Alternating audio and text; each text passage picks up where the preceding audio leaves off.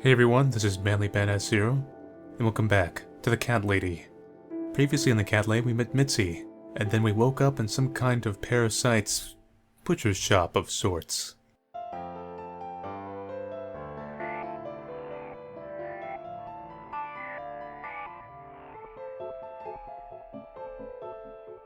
Oh, we swallowed the key.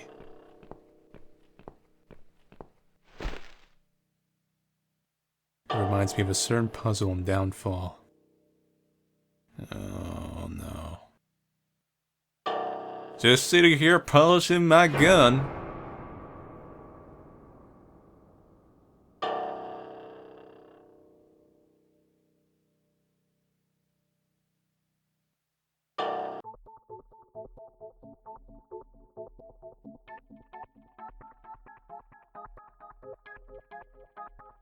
I hope we just spit out the key. That's not something else. I don't think so. Oh,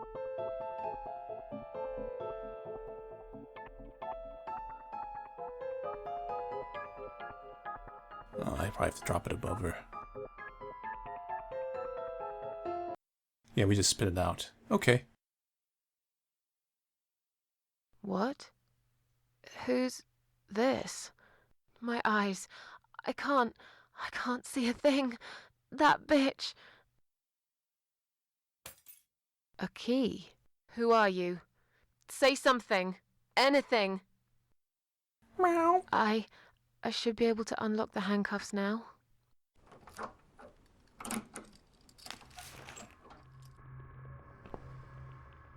I can't see. I'm actually blind. Gun. The gun. That idiot left his gun.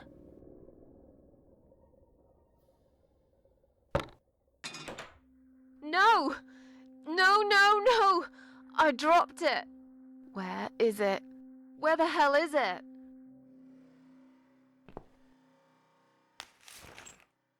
I've got it.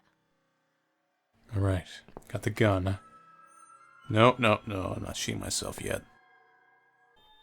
I guess we really do have to kill myself and respawn somewhere. I don't like that option. I want to have the ironic one-liner. I guess it's no choice. I'm sorry, Mitzi.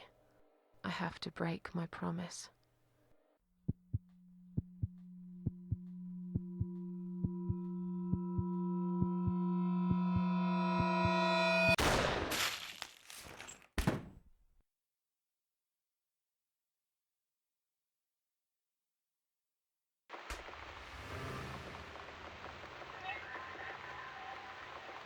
Oh, are we dead? Is such a thing? I thought we were immortal.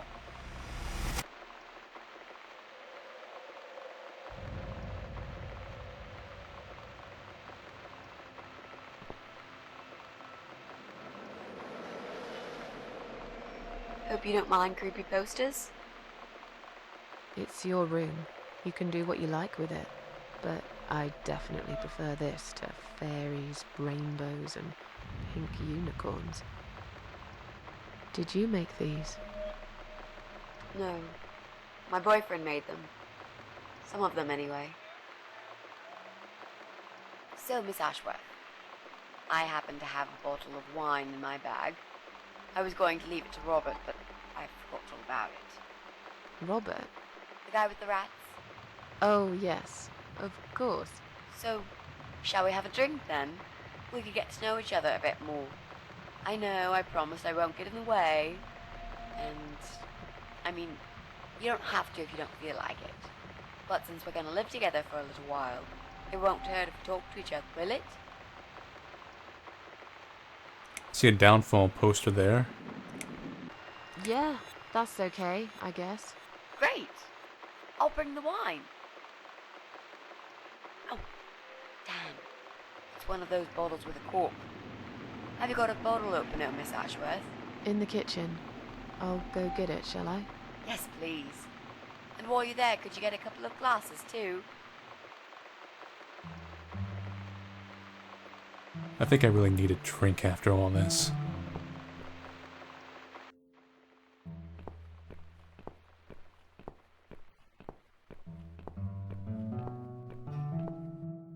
bet I found out that one guy called the pest exterminator or whatever on me. If it was him, he's gonna get quite a stiff wording from me, as they say.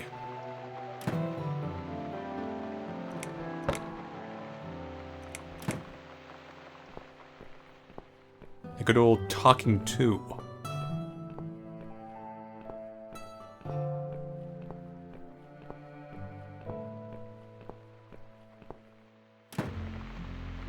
Brought the corkscrew.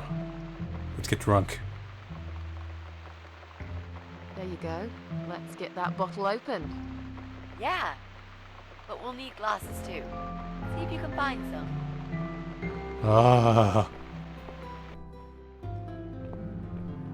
I'll just get the cat dishes from the balcony. No one will care, right?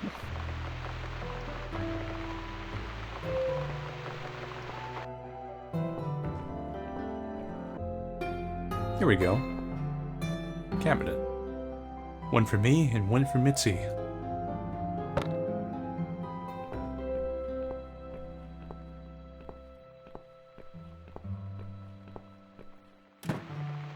Alright, now let's finally get drunk. Please don't tell me you want me to go get something else after this. I found some wine glasses. All right, that's all we need. Oh, and Miss Ashworth, I really must say this before we start. Yeah? I promise I won't cut your throat when you're asleep. Very funny, Mitzi. Oh, no, I mean it. That's fine. But just so you know, I always sleep with my eyes open.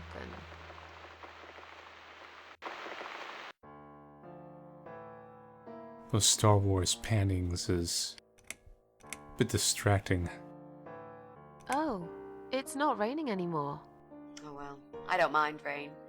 Sometimes I even like it. But according to weather forecast, there's a nasty fog coming. Now that I'm actually scared of. I got lost in a fog once, when I was just 9 or 10. I remember I sat under a tree crying, thinking some monster would appear right in front of me and drag me away. But now that you're a big girl, you know there are no monsters. Yeah?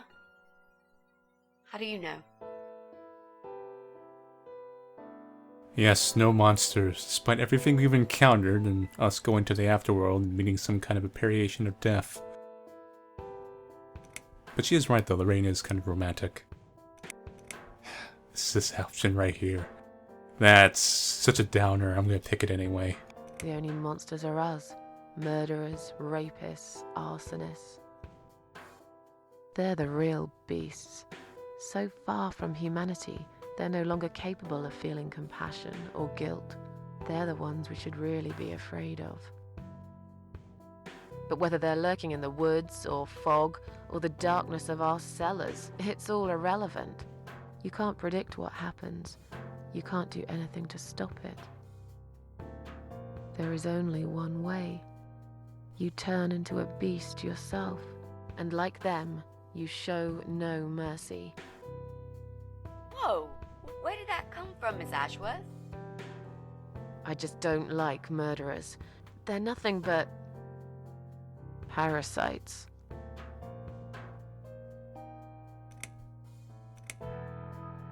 This was an awkward conversation. I might as well. So, the big C. Want to talk about it? Well, to be honest, I didn't really want to tell you about it like that.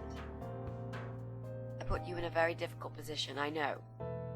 It's just that I was really desperate to get this room. I hope you can understand.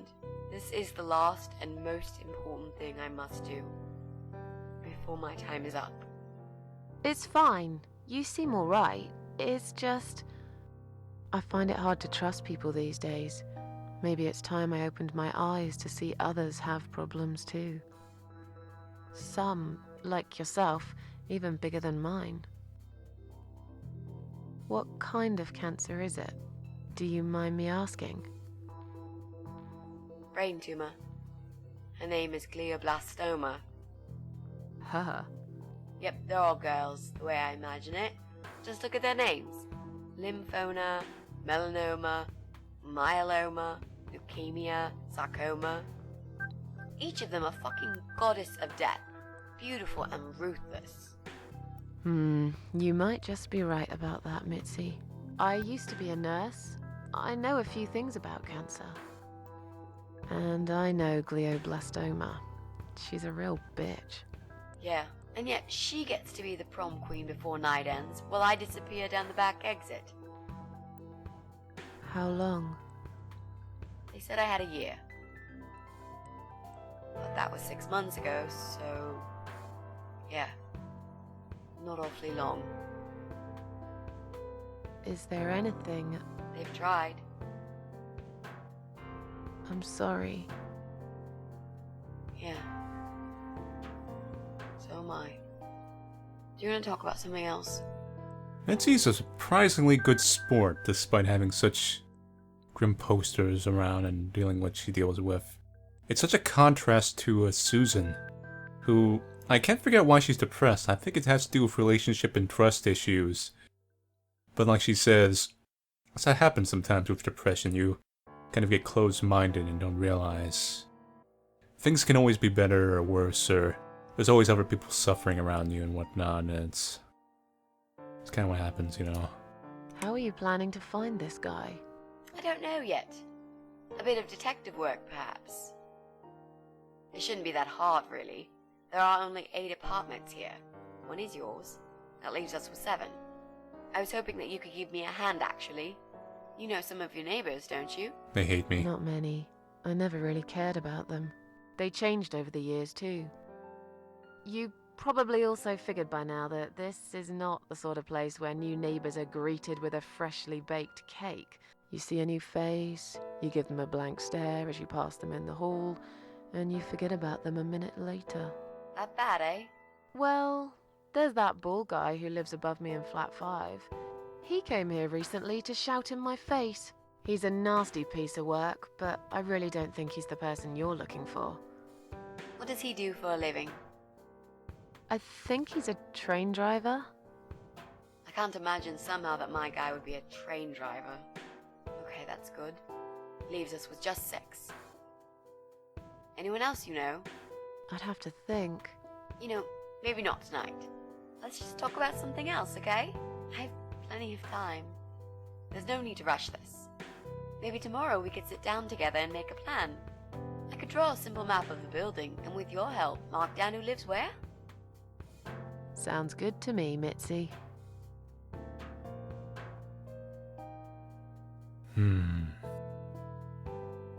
You mentioned a boyfriend. Tell me something about him. Yeah, okay. Let's talk about him. His name is Jack. He's dead. Oh. Oh. Miss Ashworth, are you sure you want to listen about my miserable life? I don't want to bring you down. These aren't happy stories. And I'm not a happy stories kind of person. I'm sure you've noticed by now. I guess so. Anyway, I suppose I would have had to tell you about Jack sooner or later. After all, he is the main reason I'm here. I just don't know where to start.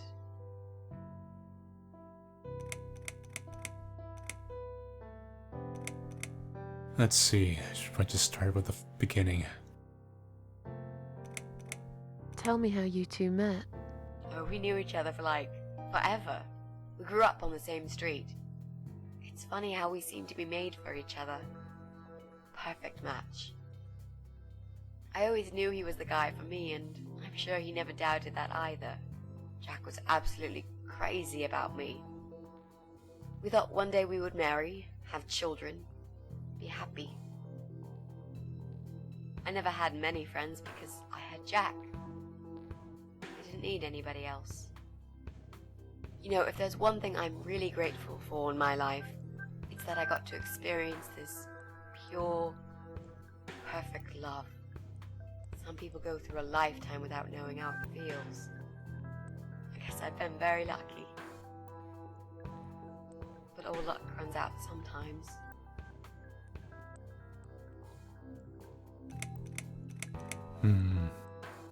I feel like this one, if he died before the cancer, This is an awkward question, but I'll probably have to ask it anyway. Let's find out how he died first. How did he die? How did he die? I'll get to that, Miss Ashworth. Let me just tell you more about him first, so you could understand what happened. Ah, Soldane. How did he take the news about your cancer? He thought I was joking at first. He laughed. Then he got really angry. I swore to him I was serious, but he still wouldn't believe me. We had a big fight that night. It was our first and only fight. But it was awful. He smashed some stuff. His guitar, of all things, was the worst. He loved that guitar. Why did he break it? He was absolutely furious. He walked out on me that night, and when he came back the next day, he was different. Begged me to try surgery and chemotherapy. I didn't really want those things, but I did the chemo for him. It didn't help. It just made me feel sick all the time. I felt trapped in this strange place where nothing that happened around me seemed real. Maybe that's why I didn't see what my cancer was doing to Jack, and it was destroying him as well. He changed. He became obsessed with death. It seemed death was all he ever thought about, even though it was me, not him, who was supposed to die. Jack made those pictures on your wall. Was he an artist? He always liked all kinds of morbid stuff, whether it was music, movies, paintings. So do I, really. We had that in common, amongst other things. People say it's depressing to listen to sad songs or watch sad films, but I never felt that way. And yet, you are scared of fog? Oh, that's different. I might be scared of fog, but I like spiders. They're beautiful. You must be out of your mind, Mitzi. No, honestly, there's a certain indescribable beauty in sadness. Just like there's beauty in the grey and ugly winter morning when you look past the obvious and notice what others can't see. You must love my apartment then. It's like Ugly took a vacation here and never went home again. I never paid the rent, you bastard. Get the hell out if you're ugly. Yeah, I'm talking to you. When are you gonna pay the rent? This place looks terrible. Get off the fucking couch. He's not a very friendly guy.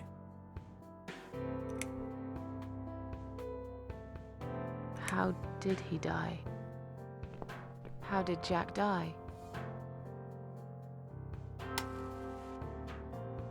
You need 2 cigarettes for this one. So distant in the last few weeks before he died. What I didn't know was that he kept looking for something.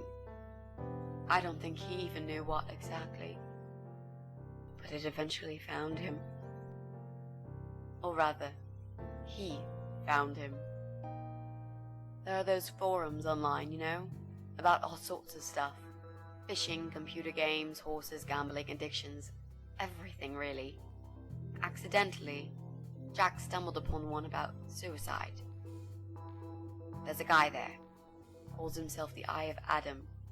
He's a fucking god on that forum. It's like a failed suicide club.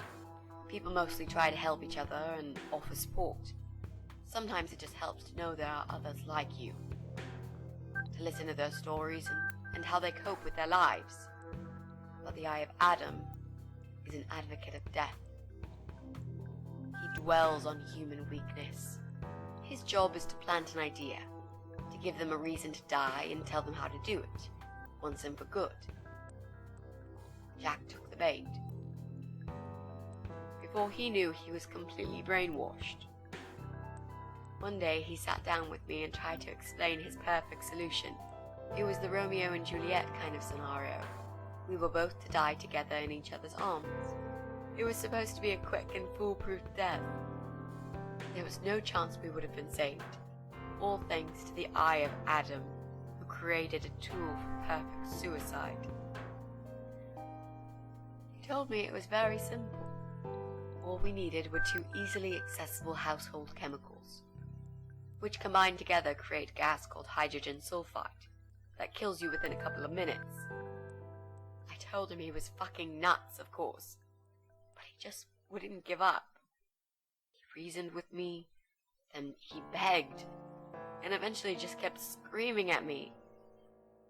I figured it was his crazy idea of a modern romance, but it was downright tacky and just wrong.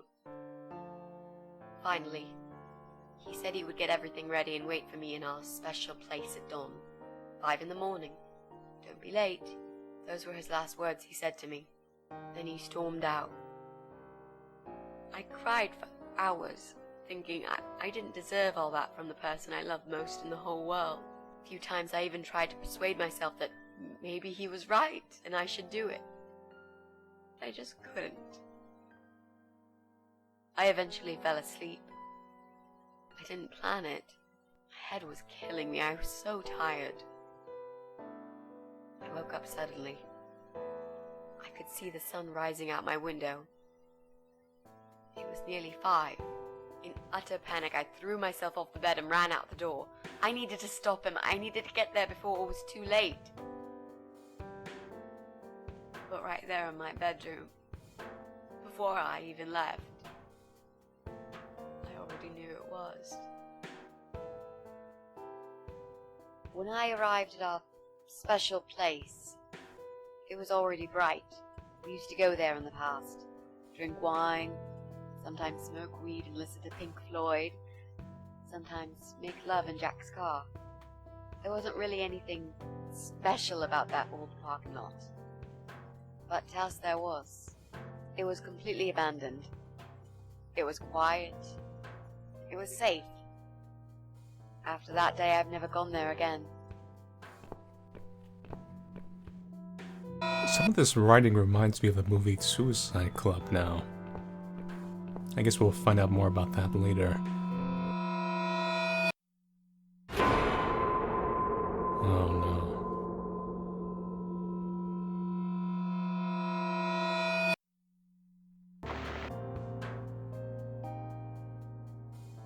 Almost should have just called the cops on him.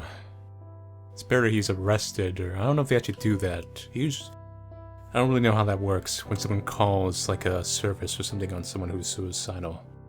But I imagine they do something, especially if they were talking about using poisonous gas. Better than nothing, I suppose. There were signs on the car windows. Warning signs, yeah. I found on that forum that the Eye of Adam doesn't want any accidental deaths. So we posted this poster design for people to print. It turns out there's a whole sick ideology behind it. Fumes from the car could hurt anyone who opens the door, and that's not the point. The idea is to die willingly and with clear mind, to prepare for it, to embrace it. Jesus. You'd think the police would investigate the whole thing. Sounds almost like a sect. This guy knows how to hide. The police can't be bothered to make an effort. It took me 3 months to track him down. Now I'm finally so close. I can almost smell that fucker. Fog always comes in these type of games. I'm so sorry. I think now I understand. He loved you so much, he couldn't bear the thought of living without you. And that guy, the Eye of Adam. I'm not surprised you want to find him. I know I would. I'm not sure if I should believe that you only want to talk to him. But hey, that's none of my business. I wouldn't know what I'd do if this happened to me. Good to know, but I really just want to talk. I want to face Jack's killer and tell him what he's done to me. You know, the funny part is that he actually told me where he lives. He wants to meet me. Would you believe that? How come? Well, this kind of thing he does is called trolling on the internet. It's usually a form of extreme bullying and psychological cruelty. Those who are clever enough say, don't feed the troll.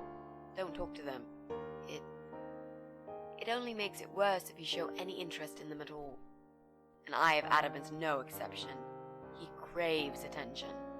He's a hungry troll who wants to devour as many hearts as he can get a hold of. I emailed him and told him I was a massive fan who loves his work. He wouldn't believe me at first. But trolls are always hungry, and I was prepared to serve him a meal fit for a king. What do you mean?